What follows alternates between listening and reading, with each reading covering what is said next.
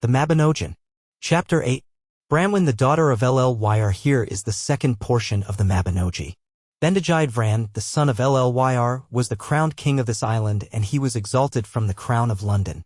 And one afternoon he was at Harlech in Ardudwy at his court, and he sat upon the rock of Harlech, looking over the sea. And with him were his brother Manawydan the son of Llyr, and his brothers by the mother's side, Nisian and Evnisian, and many nobles likewise, as was fitting to see around a king. His two brothers by the mother's side were the sons of Euroswyd, by his mother, Penarden, the daughter of Beli son of Manogon. And one of these youths was a good youth and of gentle nature, and would make peace between his kindred, and cause his family to be friends when their wrath was at the highest, and this one was Nisian. But the other would cause strife between his two brothers when they were most at peace. And as they sat thus, they beheld 13 ships coming from the south of Ireland and making towards them, and they came with a swift motion, the wind being behind them, and they neared them rapidly. "I see ships afar," said the king, coming swiftly towards the land. "Command the men of the court that they equip themselves, and go and learn their intent." So the men equipped themselves and went down towards them.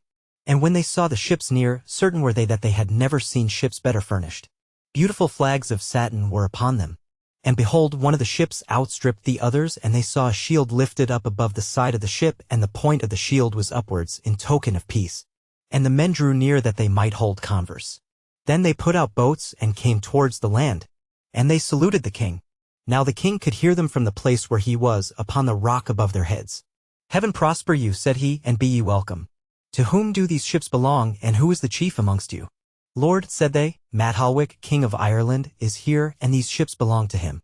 "Wherefore comes he?" asked the king, "and will he come to the land?" "He is a suitor unto thee, Lord," said they, "and he will not land unless he have his boon." "And what may that be?" inquired the king. "He desires to ally himself with thee, Lord," said they, "and he comes to ask Branwen the daughter of Llyr, that, if it seem well to thee, the island of the mighty may be leagued with Ireland, and both become more powerful." "Verily," said he, "let him come to land, and we will take counsel thereupon." And this answer was brought to Mathalwick. "I will go willingly," said he. So he landed, and they received him joyfully, and great was the throng in the palace that night, between his hosts and those of the court, and next day they took counsel, and they resolved to bestow Branwen upon Mathalwick. Now she was one of the 3 chief ladies of this island, and she was the fairest damsel in the world. And they fixed upon Aberfraw as the place where she should become his bride. And they went thence, and towards Aberfraw the hosts proceeded, Mathalwick and his host in their ships, Bendigide Vran and his host by land, until they came to Aberfraw. And at Aberfraw they began the feast and sat down. And thus sat they, the king of the island of the mighty, and Manawydan the son of Llyr on one side, and Mathalwick on the other side, and Branwen the daughter of Llyr beside him. And they were not within a house, but under tents. No house could ever contain Bendigide Vran. And they began the banquet, and caroused and discoursed. And when it was more pleasing to them to sleep than to carouse, they went to rest, and that night Branwen became Mathalwick's bride. And next day they arose, and all they of the court and the officers began to equip and to range the horses and the attendants, and they ranged them in order as far as the sea. And behold, one day Evnisian, the quarrelsome man of whom it is spoken above, came by chance into the place where the horses of Mathalwick were, and asked whose horses they might be. "They are the horses of Mathalwick king of Ireland, who is married to Branwen, thy sister, his horses are they. And is it thus they have done with a maiden such as she, and moreover my sister, bestowing her without my consent? They could have offered no greater insult to me than this," said he. And thereupon he rushed under the horses, and cut off their lips at the teeth, and their ears close to their heads, and their tails close to their backs, and wherever he could clutch their eyelids, he cut them to the very bone. And he disfigured the horses, and rendered them useless. And they came with these tidings unto Mathalwick, saying that the horses were disfigured and injured, so that not one of them could ever be of any use again. "Verily, Lord," said one, "it was an insult unto thee, and as such was it meant. Of a truth it is a marvel to me, that if they desire to insult me, they should have given me a maiden of such high rank and so much beloved of her kindred as they have done." "Lord," said another, "thou sayest that thus it is, and there is nothing for thee to do but to go to thy ships." And thereupon towards his ships he set out. And tidings came to Bendigide Vran that Mathalwick was quitting the court without asking leave, and messengers were sent to inquire of him wherefore he did so. And the messengers that went were Idic the son of Anarod and Hevedhir. And these overtook him and asked of him what he designed to do, and wherefore he went forth. "Of a truth," said he, "if I had known I had not come hither. I have been altogether insulted, no one had ever worse treatment than I have had here. But one thing surprises me above all. What is that? Asked they. That Branwen, the daughter of Llyr, one of the 3 chief ladies of this island and the daughter of the king of the island of the mighty, should have been given me as my bride, and that after that I should have been insulted. And I marvel that the insult was not done me before they had bestowed upon me a maiden so exalted as she. Truly, Lord, it was not the will of any that are of the court, said they, nor of any that are of the council, that thou shouldest have received this insult, and as thou hast been insulted, the dishonor is greater unto Bedtime than unto thee. Verily, said he, I think so. Nevertheless he cannot recall the insult. These men returned with that answer to the place where Bedtime was, and they told him what reply Madhalwick had given them. Truly, said he, there are no means by which we may prevent his going away at enmity with us that we will not take. Well, Lord, said they, send after him another embassy. I will do so, said he. Arise, Mabinogion son of Llyr, and have it here, and Unicglu ysgwyd, and go after him, and tell him that he shall have a sound horse for every one that has been injured. And beside that, as an atonement for the insult, he shall have a staff of silver, as large and as tall as himself, and a plate of gold of the breadth of his face. And show unto him who it was that did this, and that it was done against my will, but that he who did it is my brother by the mother's side, and therefore it would be hard for me to put him to death. And let him come and meet me, said he, and we will make peace in any way he may desire. The embassy went after Madhalwick and told him all these sayings in a friendly manner, and he listened thereunto. Men, said he, I will take counsel. So to the council he went. And in the council they considered that if they should refuse this, they were likely to have more shame rather than to obtain so great an atonement. They resolved therefore to accept it, and they returned to the court in peace. Then the pavilions and the tents were set in order after the fashion of a hall, and they went to meat, and as they had sat at the beginning of the feast, so sat they there. And Madhalwick and Bedtime began to discourse, and behold, it seemed to Bedtime, while they talked, that Madhalwick was not so cheerful as he had been before. And he thought that the chieftain might be sad because of the smallness of the atonement which he had for the wrong that had been done him. Oh, man, said Bedtime, thou dost not discourse tonight so cheerfully as thou wast wont. And if it be because of the smallness of the atonement, thou shalt add thereunto whatsoever thou mayest choose, and tomorrow I will pay thee the horses. Lord, said he, heaven reward thee. And I will enhance the atonement, said Bedtime, for I will give unto thee a cauldron, the property of which is, that if one of thy men be slain today, and be cast therein, tomorrow he will be as well as ever he was at the best, except that he will not regain his speech. And thereupon he gave him great thanks, and very joyful was he for that cause.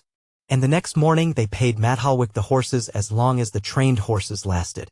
And then they journeyed into another comet, where they paid him with colts until the whole had been paid, and from thenceforth that comet was called Talabolian. And a second night sat they together. My lord, said Madhalwick, whence hadst thou the cauldron which thou hast given me? I had it of a man who had been in thy land, said he, and I would not give it except to one from there. Who was it? Asked he. Lasser les Givnawid. He came here from Ireland with Kimedu Kaimanvol, his wife, who escaped from the iron house in Ireland when it was made red hot around them, and fled hither. And it is a marvel to me that thou shouldst know nothing concerning the matter. Something I do know, said he, and as much as I know I will tell thee. One day I was hunting in Ireland, and I came to the mound at the head of the lake, which is called the Lake of the Cauldron. And I beheld a huge yellow-haired man coming from the lake with a cauldron upon his back. And he was a man of vast size, and of horrid aspect, and a woman followed after him. And if the man was tall, twice as large as he was the woman, and they came towards me and greeted me. Verily, asked I, wherefore are you journeying? Behold, this, said he to me, is the cause that we journey. At the end of a month and a fortnight this woman will have a son, and the child that will be born at the end of the month and the fortnight will be a warrior fully armed. So I took them with me and maintained them. And they were with me for a year.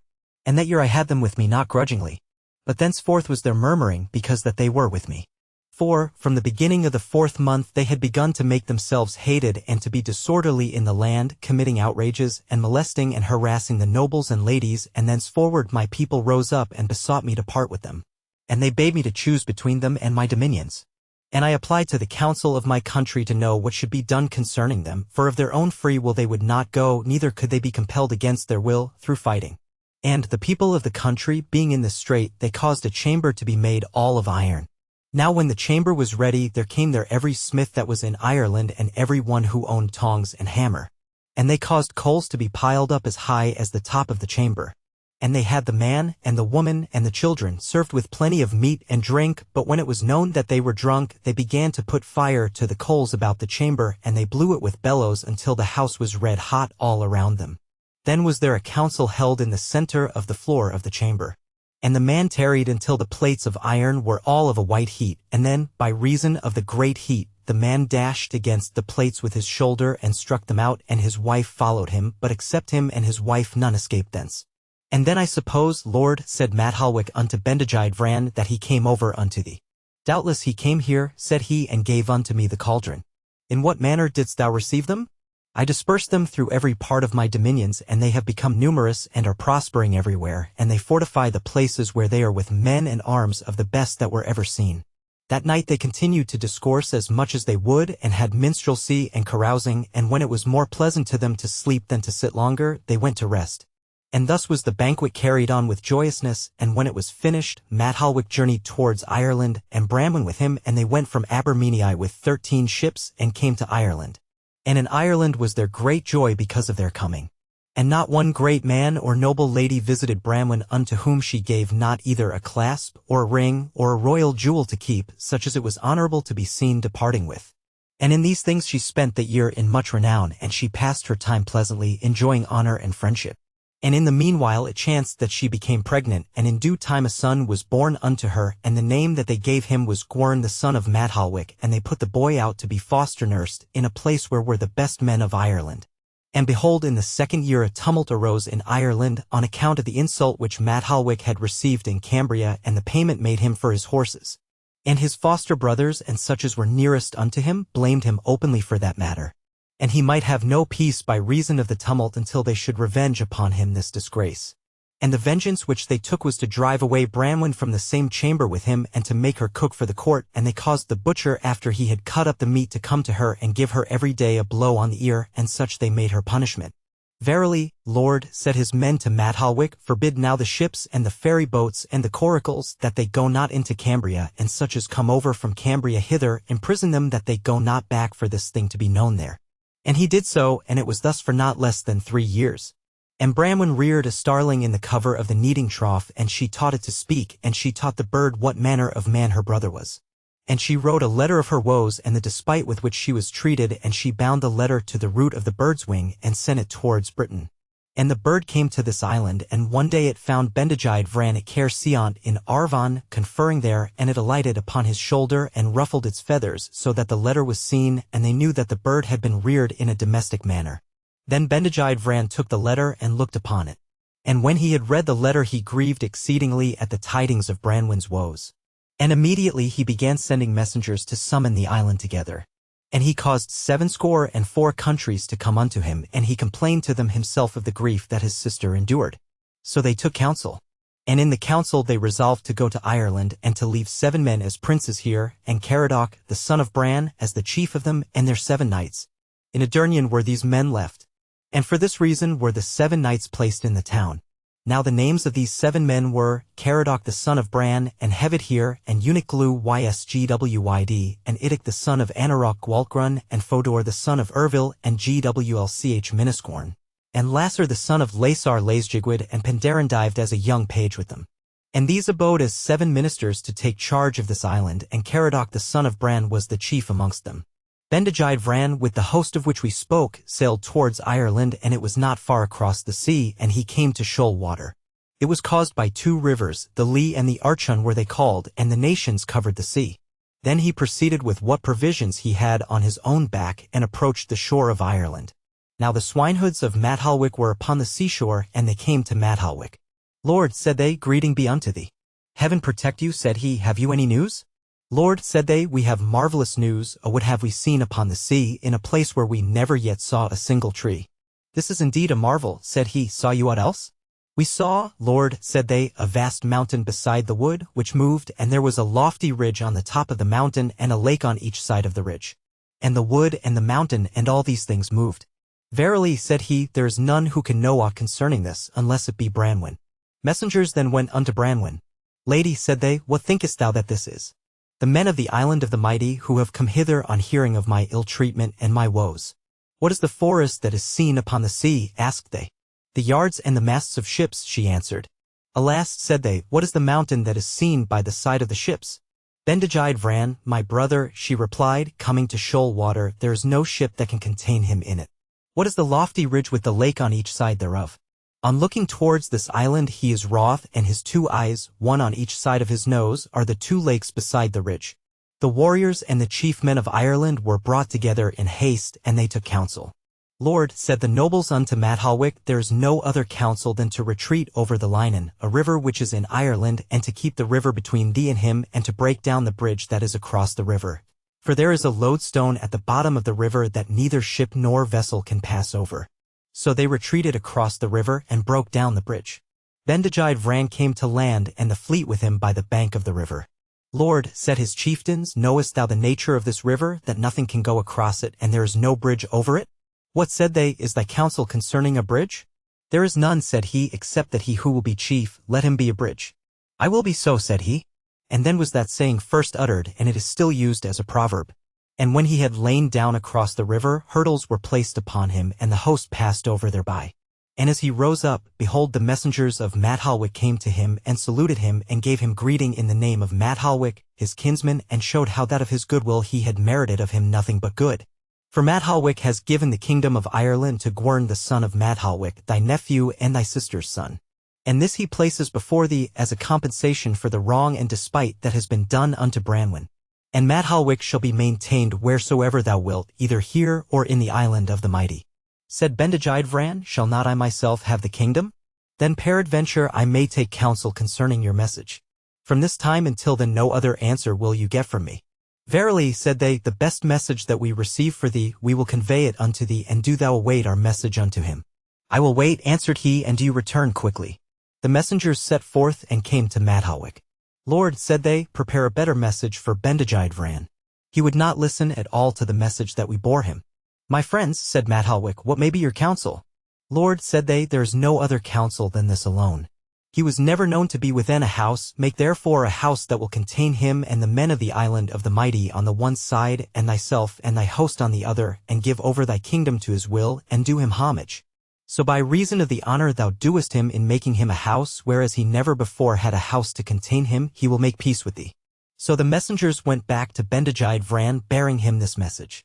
And he took counsel, and in the council it was resolved that he should accept this, and this was all done by the advice of Branwen, and lest the country should be destroyed. And this peace was made, and the house was built both vast and strong. But the Irish planned a crafty device, and the craft was that they should put brackets on each side of the 100 pillars that were in the house, and should place a leathern bag on each bracket, and an armed man in every one of them. Then Evnisian came in before the host of the island of the mighty, and scanned the house with fierce and savage looks, and descried the leathern bags which were around the pillars. What is in this bag? Asked he of one of the Irish. Meal, good soul, said he. And Evnisian felt about it until he came to the man's head, and he squeezed the head until he felt his fingers meet together in the brain through the bone. And he left that one and put his hand upon another, and asked what was therein. Meal, said the Irishman. So he did the like unto every one of them until he had not left alive of all the 200 men, save one only, and when he came to him he asked what was there. Meal, good soul, said the Irishman. And he felt about until he felt the head, and he squeezed that head as he had done the others. And, albeit he found that the head of this one was armed, he left him not until he had killed him. And then he sang an unglin. There is in this bag a different sort of meal, the ready combatant, when the assault is made by his fellow warriors, prepared for battle. Thereupon came the hosts unto the house. The men of the island of Ireland entered the house on the one side, and the men of the island of the mighty on the other. And as soon as they had sat down there was concord between them, and the sovereignty was conferred upon the boy. When the peace was concluded, Bendigeid Vran called the boy unto him, and from Bendigeid Vran the boy went unto Mabinogion, and he was beloved by all that beheld him. And from Mabinogion the boy was called by Nisian the son of Euroswyd, and the boy went unto him lovingly. Wherefore, said Evnisian, comes not my nephew the son of my sister unto me? Though he were not king of Ireland, yet willingly would I fondle the boy. Cheerfully let him go to thee, said Bendigeid Vran, and the boy went unto him cheerfully. By my confession to heaven, said Evnisian in his heart, unthought of by the household is the slaughter that I will this instant commit. Then he arose and took up the boy by the feet, and before any one in the house could seize hold of him, he thrust the boy headlong into the blazing fire. And when Branwen saw her son burning in the fire, she strove to leap into the fire also, from the place where she sat between her 2 brothers. But Bendigeid Vran grasped her with one hand and his shield with the other. Then they all hurried about the house, and never was there made so great a tumult by any host in one house as was made by them, as each man armed himself. Then said Mordwood Tilion, the gadflies of Mordwood Tilion's cow. And while they all sought their arms, Bendigeid Vran supported Bran between his shield and his shoulder. Then the Irish kindled a fire under the cauldron of renovation, and they cast the dead bodies into the cauldron until it was full, and the next day they came forth fighting men as good as before, except that they were not able to speak. Then when Evnisian saw the dead bodies of the men of the island of the mighty nowhere resuscitated, he said in his heart, Alas! Woe is me, that I should have been the cause of bringing the men of the island of the mighty into so great a strait. Evil betide me if I find not a deliverance therefrom. And he cast himself among the dead bodies of the Irish, and 2 unshod Irishmen came to him, and taking him to be one of the Irish, flung him into the cauldron. And he stretched himself out in the cauldron, so that he rent the cauldron into 4 pieces, and burst his own heart also. In consequence of that the men of the island of the mighty obtained such success as they had, but they were not victorious, for only 7 men of them all escaped, and Bendigeid Vran himself was wounded in the foot with a poisoned dart. Now the 7 men that escaped were Pryderi, Manawyddan, Glunyu Alturun, Taliesin, Enoch, Grudian the son of Muriel, and Hyland the son of Gwynhen. And Bendigeid Vran commanded them that they should cut off his head. And take you my head, said he, and bear it even unto the White Mount in London, and bury it there with the face towards France. And a long time will you be upon the road. In Harlech you will be feasting 7 years, the birds of Rhiannon singing unto you the while. And all the time the head will be to you as pleasant company as it ever was when on my body. And at Gwales and Penvro you will be 80 years, and you may remain there, and the head with you uncorrupted, until you open the door that looks towards Aberhenvelin and towards Cornwall. And after you have opened that door, there you may no longer tarry. Set forth then to London to bury the head, and go straight forward. So they cut off his head, and these 7 went forward therewith. And Bramwin was the 8th with them, and they came to land at Aberalaw in Talabalion, and they sat down to rest. And Bramwin looked towards Ireland and towards the island of the mighty, to see if she could descry them. Alas, said she, woe is me that I was ever born, 2 islands have been destroyed because of me. Then she uttered a loud groan, and there broke her heart. And they made her a 4-sided grave, and buried her upon the banks of the Alaw. Then the 7 men journeyed forward towards Harlech, bearing the head with them, and as they went, behold, there met them a multitude of men and of women. Have you any tidings? Asked Manawyddan. We have none, said they, save that Caswallon the son of Beli has conquered the island of the mighty, and is crowned king in London. What has become, said they, of Caradoc the son of Bran, and the 7 men who were left with him in this island?